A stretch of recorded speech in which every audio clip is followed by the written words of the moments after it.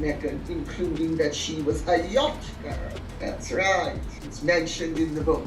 Harry knows only too well that it has received wide publicity. Whether it is true or not is beside the point. That Meghan used to entertain as a yacht girl. I've been familiar with it for a long time, and in fact I've seen the tapes. If that's the case, all I can say is that Meghan should have realised that it's always better to go forwards than backwards, and brown lipstick is not a good look on a girl.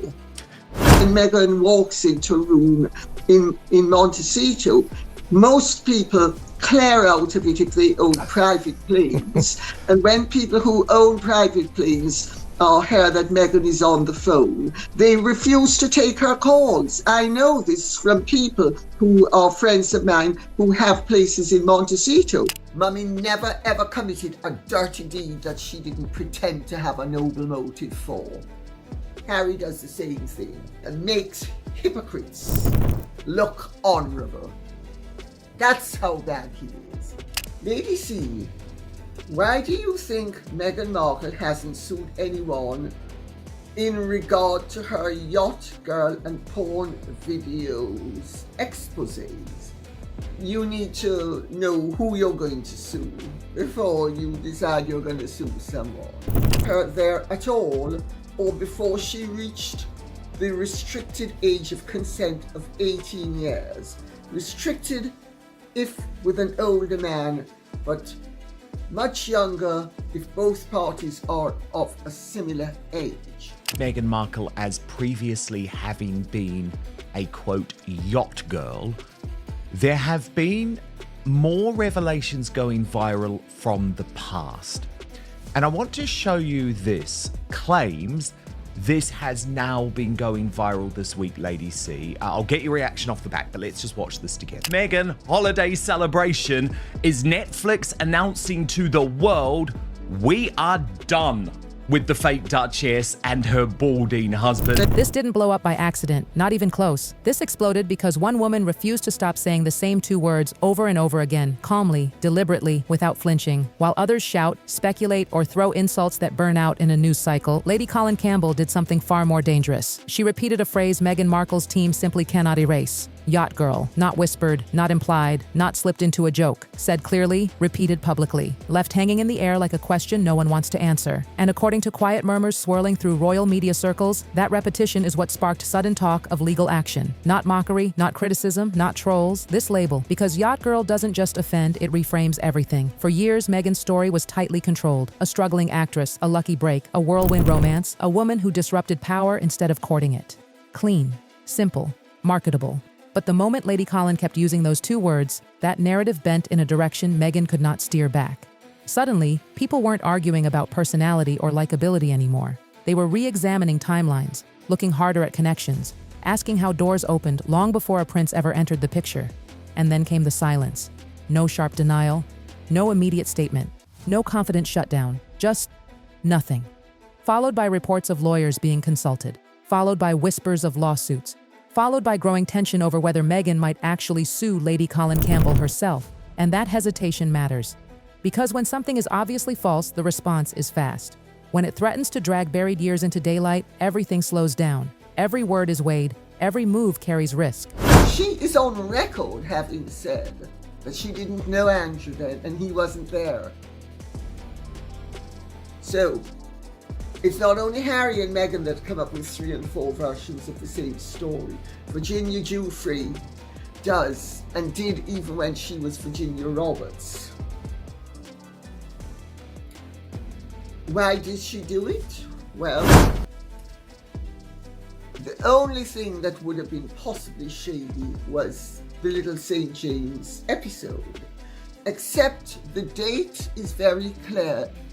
He wasn't there when she was under the age of 18, and there is no evidence that he was there when she was there. Lady Colin understands that game. She didn't escalate emotionally, she escalated structurally. She repeated the phrase until it stuck. For a long time, Meghan's public image depended on contrast. She was framed as the outsider, the disruptor, the woman who challenged systems rather than learned to navigate them. But once that phrase kept surfacing, the contrast collapsed. The story shifted from destiny to design, from love story to logistics. People stopped debating her character and started questioning her path. How did certain introductions happen? Why did some connections exist so early? Why are there gaps that no one ever explained? And that's when the danger really set in. Because this wasn't a rumor that needed proof. It was a pattern that felt familiar to people who'd seen it before. Still, Meghan's team didn't rush out with a firm rebuttal, and that silence spoke volumes. When something threatens to pull the past forward, the instinct isn't to shout. It's to stall, to calculate, to hope it fades. But it didn't. Because Lady Colin didn't move on. She stayed calm. She stayed consistent. And consistency creates credibility, whether people like it or not. Now, Meghan is cornered by choices that all end badly. Deny it loudly and invite deeper scrutiny, sue and risk opening doors that were carefully closed, or stay silent and let the label harden into memory. And the timing couldn't be worse. Because while this label spreads, Meghan's public standing is already under pressure. Those two words won't go away because they don't accuse her of a crime. They question the journey. And that distinction matters. When Lady Colin repeats the phrase, she isn't saying, "This happened." She's saying, "This explains how things happened." And once that seed is planted, every unexplained trip feels relevant. Every elite connection gets a second look. Every missing year stops being a footnote and becomes a question mark. That's why this label is so damaging. Meghan's brand was built on the idea that she challenged power from the outside. This flips it. It suggests she learned how power works long before she ever stepped inside the palace. And once that frame changes, the entire narrative collapses. This isn't how rumors usually behave. Most flare up, get denied, and fade. This one didn't. It stuck because it fit something people already sensed but couldn't quite articulate. Older viewers recognize the pattern instantly. They've seen it in business, politics, and society. People who rise fast often did their learning in rooms the public never sees. About the fact that Meghan might have met his yacht. First of all, may I say, Jeffrey Epstein didn't own a yacht. He would have chartered it. That's the first thing. So it was never Jeffrey Epstein's yacht. I normally use the word boat, but I'm going to use the word yacht in this instance. For ease of reference and to make it clear that to people who might call boats yachts, I'm speaking about a yacht.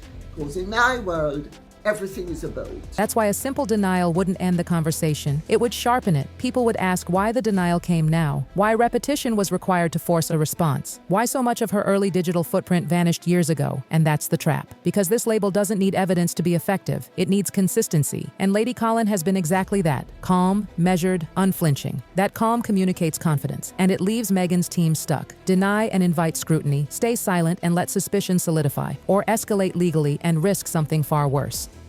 Because once the story becomes about how she rose rather than who she married, the moral high ground evaporates. The empowerment narrative weakens. The victim framing loses force. On paper, a lawsuit looks strong, controlled, final. But in reality, a lawsuit is an invitation to dig, to formal questioning, to discovery. That word lawyers fear when the past isn't tidy. Discovery turns vague timelines into documents, trips into records, contacts into names. And Lady Colin knows exactly where the legal line sits. She stops just short of making claims that would force her to prove facts she hasn't put on record. If Meghan sues, Lady Colin doesn't have to prove Yacht Girl as fact. She only has to show its opinion, commentary, or characterization based on observable patterns. Meanwhile, Meghan would have to prove harm, falsehood, and intent. And proving harm often requires explaining why something is false, which means opening files that were never meant to see daylight. That's why the most dangerous lawsuits are the ones you think you'll win easily. Once a case starts, control disappears. Lawyers ask questions you can't rewrite, old timelines resurface under oath, and suddenly the story isn't about Lady Colin anymore. It's about Meghan. Well, he seems to be. And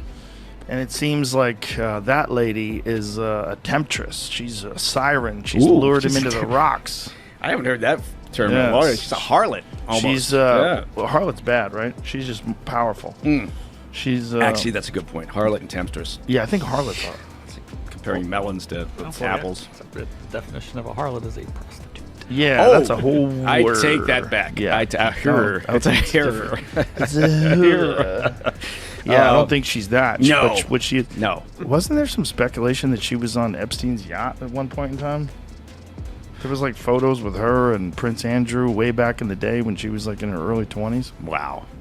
That's why what we've seen so far isn't a lawsuit, it's pressure, leaks, consultations, threats meant to intimidate rather than ignite a courtroom battle. Because threatening to sue is often safer than suing, but even that threat has a cost. It keeps the story alive, it signals sensitivity, it tells the public this hit somewhere that mattered. And while all of this pressure builds, something else is happening quietly. Support is thinning. One of Meghan's most important allies has started stepping back. And while all this noise grows louder, something far more dangerous starts happening quietly in the background. The money goes silent. For a long time, Netflix was Meghan's safety net, the proof that Hollywood still believed in her, the platform that was supposed to transform her voice into power and her image into a global brand. But lately, that relationship hasn't looked confident, it's looked cautious. Projects arrive softly now, expectations feel lowered, promotion lacks urgency, and in this industry, that shift means everything. Streaming platforms don't protect people, they protect brands. The moment someone becomes legally unpredictable, narratively volatile, or reputationally risky, the distance begins. Not with statements, with silence. Observers inside the industry have noticed it. Meghan's recent content didn't land the way it was meant to. The cultural impact was muted. The conversation moved on almost immediately. Critics questioned the credibility of awards celebrating anti-bullying advocacy when her own history includes repeated bullying allegations. Supporters who loudly defend her online have themselves become known for harassment, creating a contradiction no PR team can spin, and that's the problem. Contradictions pile up when the narrative loses control. Netflix isn't interested in carrying unresolved baggage into discovery battles or courtrooms. Lawsuits scare studios, subpoenas scare executives, emails scare legal departments, and when a brand starts pulling in risk instead of revenue, patience evaporates. Silence from Netflix speaks louder than loyalty. No public defense.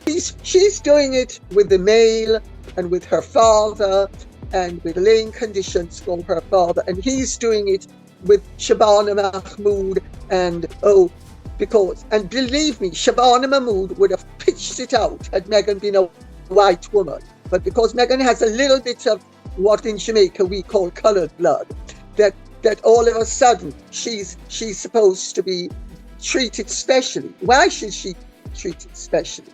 I mean, did she ever face any danger to her life? No amplified messaging, no visible rallying, just distance. And distance sends a message Meghan's brand cannot afford right now, because her entire appeal was built on moral authority, on being the woman brave enough to stand up to institutions. But when institutions quietly step away, the question flips. Is the system the problem, or is the storyteller? As Netflix cools, something else weakens too: the aspirational image. Lifestyle branding without institutional backing becomes fragile. Authority without amplification feels hollow, and the public begins to sense the imbalance between presentation and reality. And that's where fashion enters the picture. When someone is truly embraced by elite circles, the support is subtle but unmistakable. Invitations multiply, appearances feel effortless. Belonging doesn't need to be announced. That hasn't happened here. Meghan's appearances around high-profile fashion moments didn't spark celebration. They sparked something far colder: indifference. Paris Fashion Week exposed it clearly. That world operates on discretion. It rewards predictability. It quietly sidelines volatility. Presence alone isn't acceptance. Being seen is not the same as being welcomed, and that distinction matters. Meghan's proximity to controversial fashion houses didn't elevate her image, it complicated it, especially when those brands were already navigating their own reputational storms. In elite fashion, controversy isn't edgy, it's expensive, and the response was telling. No wave of endorsements, no iconic campaigns, no industry chorus rushing to defend her. Just silence, and silence in elite spaces is never neutral. It's a signal. High society doesn't want unresolved narratives. It doesn't want to answer questions about lawsuits, past associations, or contradictions. It wants stability, control, predictability. And right now, Meghan represents the opposite. This is where the contrast becomes painful. Other public figures with complicated histories survived elite rejection by owning their past or reframing it openly. Meghan's strategy has always been different. Control the narrative, erase inconvenient parts, present a polished version that asks not to be questioned. That approach works until it doesn't. And when it fails, elite circles don't attack you, they step away. Which brings us to the real danger Meghan now faces. Some women survive scandal through transparency, others through reinvention. But there's a third path, the most dangerous one of all, trying to crush the past by force. Because the harder you press on a story, the more pressure builds underneath. This is where everything converges. This story was never really about yachts, or fashion, or even lawsuits. It's about control. Meghan's success depended on controlling how her story was told, what stayed visible, and what disappeared. And when that control worked, the results were powerful. But now that grip is slipping. The Yacht Girl label didn't explode because it was shocking. It exploded because it was simple, repeatable, resistant to correction. It didn't accuse, it reframed. And reframing is far harder to fight than denial. Threatening legal action may feel like the last lever left,